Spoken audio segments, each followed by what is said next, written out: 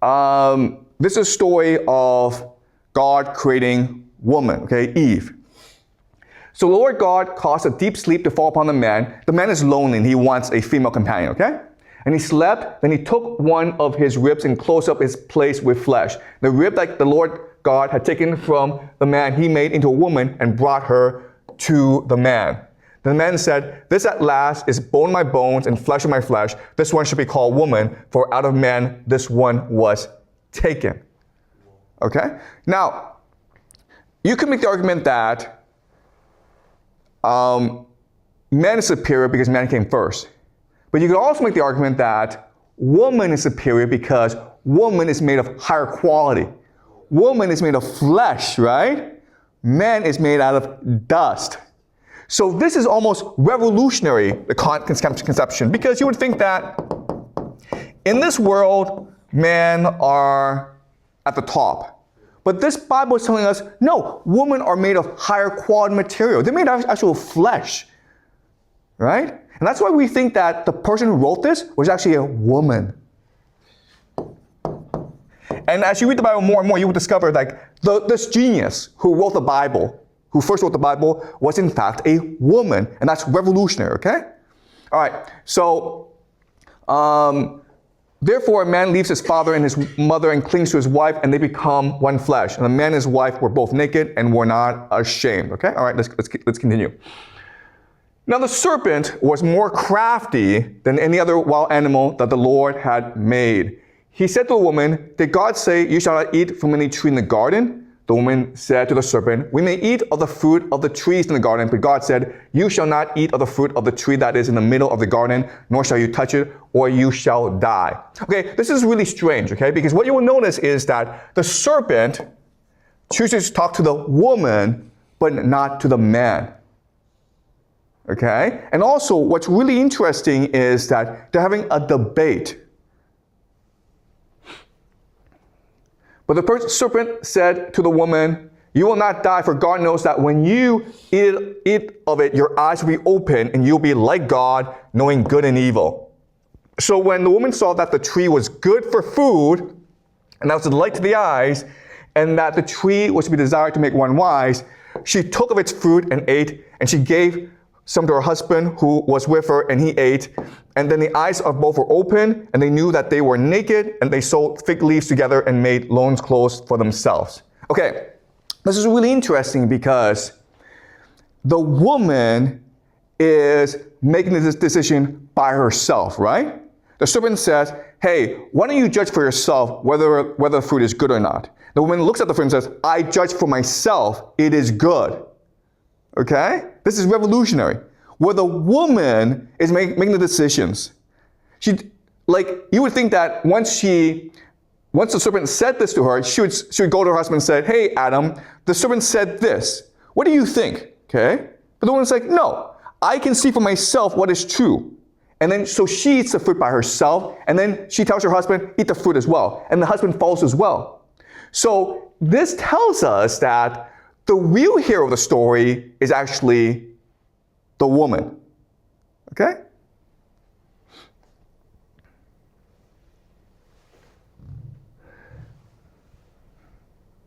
Okay. Then they heard the sound of the Lord God walking in the garden at the time of the evening breeze, and the man and his wife hid themselves in the presence of the God among the trees of the garden. Okay? So they know they're in trouble. They know that God will discover that they ate from the fruit, they ate from the tree, and they're scared. Okay? And the Lord God called the man and said to him, "Where are you?" He said, "I heard the sound of you in the garden, and I was afraid because I was naked, and I hid myself." So he knows that being naked is wrong, okay? Being naked is bad. "Who told you that you were naked? Have you eaten from the tree of which I commanded you not to eat?" The man said, "The woman whom you gave to me with me, she gave me fruit from the tree, and I ate." Okay? So the man is blaming the woman. Okay? The man says, "It's not my fault. I was just following her." Okay? So again, the woman, what's amazing about this is the woman is the hero of the story. Then the Lord God said to the woman, "What is it that you have done?" The woman said, "The serpent tricked me and I ate." Okay? All right. So at this point in the story, what can we expect? We can expect that God will have no choice but to kill Adam and Eve, right? Because God's words were, if you eat from that fruit, you will surely die. And so even though the fruit wasn't poisonous, God still has a duty to kill Adam and Eve. And if we were in the Iliad, okay, then surely Adam and Eve would have died. Because the gods in the Iliad, the Greek gods, most gods, are vengeful. They're wrathful, right? But not this God, okay? Yahweh is different. Okay, look, what happens next is the man named his wife Eve because she was the mother of all living, and the Lord God made garments of skins for the man and his wife and clothed them. Instead of being angry at Adam and Eve, he offers them a present, okay? The question then is, why? Well, there are different possibilities, right? The first possibility is that God himself recognizes that I made a mistake here. I shouldn't have drawn attention to this fruit, right? Therefore, it's my fault. Therefore, this is a God that's capable of self-reflection and forgiveness. Okay, this is revolutionary, guys, okay? Because again, remember, gods at this time are vengeful, wrathful. You must obey them or they will strike you down. But this God is different. This God is like, listen, you should not have eaten that fruit, but it was my fault as well. So I forgive you. He's capable of self-reflection, okay? Another possibility is, again, this is what God wanted all along. Okay? And we know this because the man named his wife Eve. So the man honors his wife, okay, with a name. And it's the mother of all living. Okay? You are the true goddess. Okay? So what happens next is God's like, okay, well, you still disobey me, so I will have to punish you now. Okay? So what he does is he punishes the man by making him now have to toil for food. Okay? He has to be a farmer. He punishes the woman by making childbirth painful. He punishes the serpent by making him slither on the ground. Okay? So this is all good, right? But now what God does is this. He actually throws the Adam and Eve out of the garden, okay? Okay? So why? The Lord God said, see, the man has become like one of us. All right? So Eve did the right thing. Knowing good and evil, and now he might reach out his hand and also take from the tree of life and eat and live forever, okay? So that's what Godhood is. Godhood is the capacity to learn for yourself as well as to live forever. So God's afraid, hey, if Adam and Eve eat that tree of life, they'll become like God as well. Therefore, the God sent him forth from the Garden of Eden to till the ground from which he was taken. He drove out the man, and at east of the Garden of Eden, he placed a cherubim, an angel, and a sword flaming and turning to guard the way to the tree of life. And so this is our banishment from the Garden of Eden. Now, most people think that this is a bad thing, okay? But you can also interpret this as a good thing. So God chose us to make us creative, but without the possibility of living forever. Why? Because if you think about it, creativity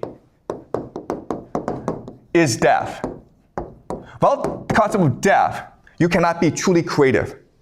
Okay? First of all, if you think I'm going to live forever, you're not actually motivated to do anything, right? You're not motivated to make the most of your life. But actually making the most of your life, you can't be creative. Also, if you live forever, your children cannot be creative. Your grandchildren cannot be creative. So for humans to be creative as a species, death must be an inevitability. Okay? Does that make sense? So you can say that, okay, God doesn't really know what he's doing. It's his first time having children. He's making a lot of mistakes. Okay? But you can also say that it's all part of his plan. His plan is to make us creative because that is what's divine. Creativity is what's truly divine. Okay? All right. So we continue. Now that Adam and Eve are outside the Garden of Eden, they have children named Cain and Abel. Okay? Now the man knew his wife Eve, and she conceived and bore Cain, saying, I produced a man with the help of the Lord. Next she bore his brother Abel. Now Abel is a keeper of sheep, and Cain a tiller of the ground. Okay, so Cain is a farmer, and Abel a shepherd. In the course of time, Cain brought to the Lord an offering of the fruit of the ground, and Abel, for his part, brought of the firstlings of his flock their fat portions. And the Lord had regard for Abel and his offering, but for Cain and his offering, he had no regard. Okay? This is a very common thing in this world where you have to make sacrifices to the gods. The gods will favor you if the offerings are good. Okay? And so your God, Cain, comes with some plants.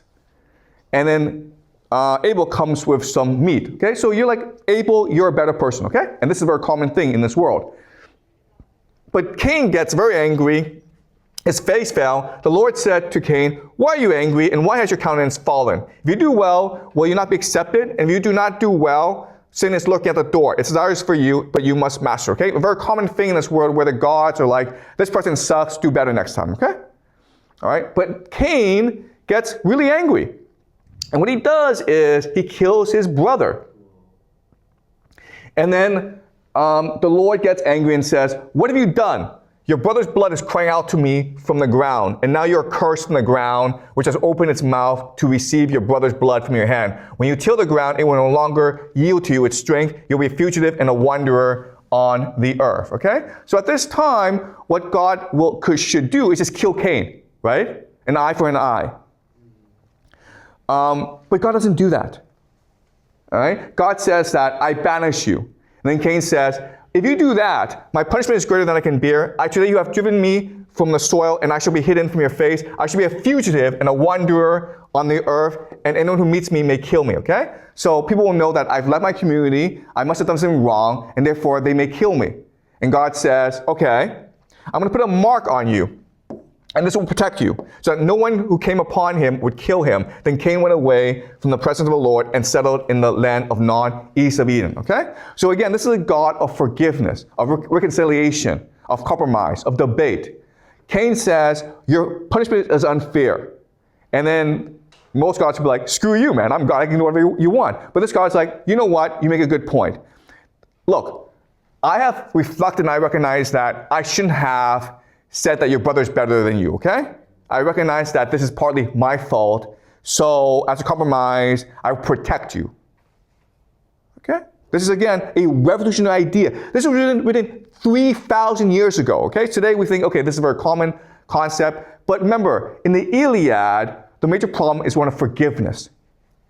And in the Bible, this is a God of forgiveness, okay? He's kind of silly, but he's not perfect. And what he's telling us that perfection is not a possibility. What is a possibility